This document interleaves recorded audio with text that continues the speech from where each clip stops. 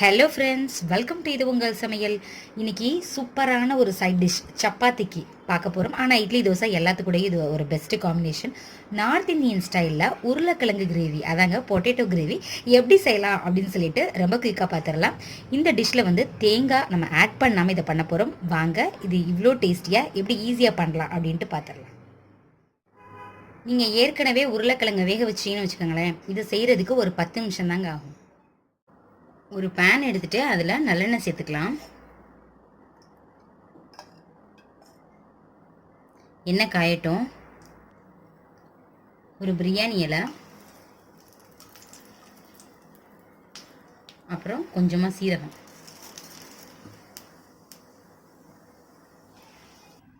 Colour நல்லா change ஆயிடுச்சு. இப்போ ஒரு பச்சை மிளகாயை கட் பண்ணி சேர்த்துக்கலாம். கொஞ்சமாக கறிவேப்பிலை, ஒரு பெரிய வெங்காயத்தை குட்டி குட்டியாக கட் பண்ணி அதையுமே சேர்த்துக்கலாம். ஆனியனோட கலர் எல்லாமே நல்லா சேஞ்ச் ஆகணும், அந்தளவுக்கு நம்ம ஃப்ரை பண்ணி விடணும். ஆனியனோட கலர் நல்லா சேஞ்ச் ஆகிடுச்சு. சேஞ்ச் ஆனதுக்கப்புறம் இஞ்சி பூண்டு பேஸ்ட்டு மட்டும் ஒரு டீஸ்பூன் சேர்த்துக்கலாம். ஃப்ரெஷ்ஷாக அரைச்சி சேர்த்தா ரொம்பவே நல்லாயிருக்கும். பச்சை வாசனை எல்லாமே போகணும், அது வரைக்கும் நல்லா ஃப்ரை பண்ணி விடுங்க. ஒரு 2 டேபிள் ஸ்பூன் அளவு மட்டும் தண்ணி சேர்த்துக்கிறேன். வெறுமனே நம்ம ஃப்ரை பண்ணிட்டே இருந்தோம்னு வச்சுக்கோங்களேன், இஞ்சி பூண்டு வந்து அடியில் அப்படியே பிடிச்சிக்கிறோம். அதனால் கொஞ்சம் அந்த மாதிரி 2 டேபிள் ஸ்பூன் தண்ணி ஊற்றிட்டோன்னா பச்சை வாசனை நல்லா போயிடுங்க. ஒரு தக்காளியை நல்லா பழமாக இருக்கதா பார்த்து எடுத்துக்கோங்க. அதை அந்த மாதிரி மிக்சி ஜாரில் தண்ணியே ஊற்றாமல் அரைச்சிக்கோங்க. அதை சேர்த்துக்கலாம். இப்போ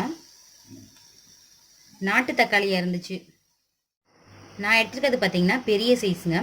சப்போஸ் உங்களுக்கு நார்மல் சைஸ் தக்காளியாக இருந்தது அப்படின்னா நீங்கள் 2 எடுத்துக்கோங்க.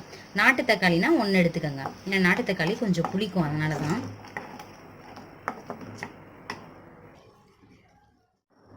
ஒரு நிமிஷம் நல்லா கொதிச்சிருச்சு. இப்போ பார்த்தீங்கன்னா இதில் 1 டீஸ்பூன் மிளகாய்த்தூள் சேர்த்துக்கலாம்.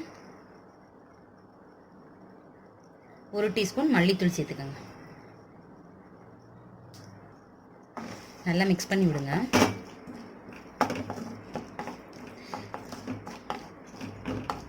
இதில் கொஞ்சமாக தண்ணி மட்டும் சேர்த்துக்கலாம்.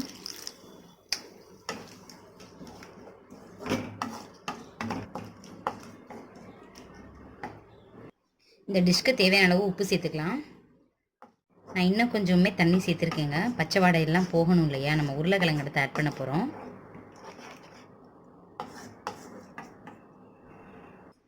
இதில் ஒரு உருளைக்கிழங்கு வந்து இந்த மாதிரி மசிச்சு வச்சுருக்கேன், அதை முதல்ல சேர்த்துக்கலாம். நல்லா நம்ம தேங்காய் எதுவுமே ஊற்றாமல் ஃபுல்லாக இது உருளைக்கிழங்கு கிரேவின்றனால மசிச்சு செஞ்சோன்னா திக்னஸும் இருக்கும், டேஸ்ட்டும் பிரமாதமாக இருக்கும். இந்த ஸ்டேஜில் கரம் மசாலா வந்து ஒரு 1/2 டீஸ்பூன் சேர்த்துக்கிறேன். சவுத் சைடில் பார்த்திங்கன்னா நம்ம வந்து மசாலா பவுடர் எல்லாமே ஸ்டார்டிங்லேயே போட்டுருவோம். ஆனால் நார்த்து சைடில் செய்யும்போது கரம் மசாலா அந்த மாதிரி ஐட்டம் என்ன பண்ணுவாங்க, லாஸ்ட்டு சேர்ப்பாங்க. உங்களுக்கு அந்த ஃப்ளேவர் வந்து ரொம்பவே பிடிக்கும், அதனால் லாஸ்ட்டு சேர்ப்பாங்க. நம்ம நார்த் இந்தியன் ஸ்டைலில் பண்ணுறதுனால நான் இந்த இப்போ சேர்க்குறேன். இப்போ நல்லா வந்து கொதி வந்துட்டுருக்கு. இந்த ஸ்டேஜில் என்ன பண்ணலாம், உருளைக்கிழங்கு சேர்த்துடலாம். உருளைக்கிழங்கு வந்து கட் பண்ணி சேர்க்கணும்னு அவசியம் இல்லை, நீங்கள் வந்து கையாலே இது பண்ணி விட்டாலே போதும்.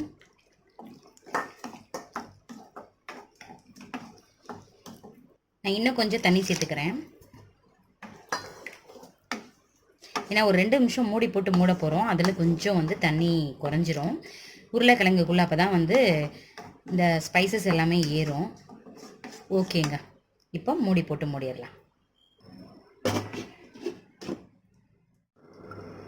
1 நிமிஷம் நல்லா கொதிச்சிருச்சுங்க. இப்போ இந்த ஸ்டேஜில் 1 டீஸ்பூன் மட்டும் கசூரி மேத்தி சேர்த்துடலாம்.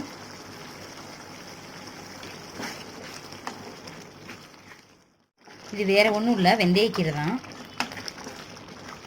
நல்லா ட்ரை ஆக்கி வச்சுருப்பாங்க, நம்மளே வீட்டில் பண்ணிடலாம். இன்னொரு 5 மினிட்ஸுக்கு இது நல்லா கொதிக்கட்டும். மூடி போட்டு மூடிடலாம்.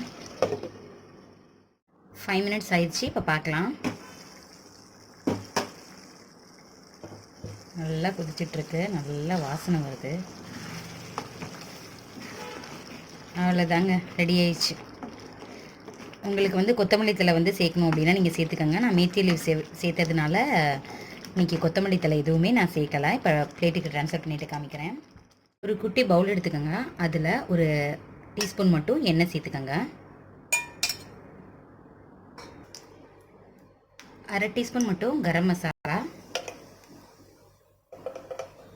1/4 டீஸ்பூன் மிளகாய்த்தூள் சேர்த்துட்டு உடனே ஸ்டவ் ஆஃப் பண்ணிடுங்க, இல்லைன்னா கருகிடும். நம்ம எடுத்து வச்சுருக்கோம் இல்லையா, சேர்த்துடலாம். சேர்த்ததும் மிக்ஸ் பண்ணிடுங்க. இந்த பொட்டேட்டோ கிரேவியை செஞ்சு பார்த்துட்டு எப்படி இருந்துச்சு அப்படின்னு சொல்லிட்டு எனக்கு கமெண்ட் பண்ணுங்கள். இது வரைக்கும் நம்ம சேனலை சப்ஸ்கிரைப் பண்ணலைன்னா சப்ஸ்கிரைப் பண்ணிவிட்டு அப்படியே பக்கத்தில் உள்ள பெல் பட்டனையும் கிளிக் பண்ணிவிடுங்க. ஸோ நான் போடுற எல்லா வீடியோவும் உங்கள் செல்லை தேடி வரும். இந்த வீடியோ உங்களுக்கு பிடிச்சிருந்துச்சுன்னா மறக்காமல் கீழே உள்ள லைக் பட்டனை கிளிக் பண்ணிடுங்க. ஓகே ஃப்ரெண்ட்ஸ், நம்ம இன்னொரு வீடியோவில் பார்க்கலாம். தேங்க்யூ, பாய்.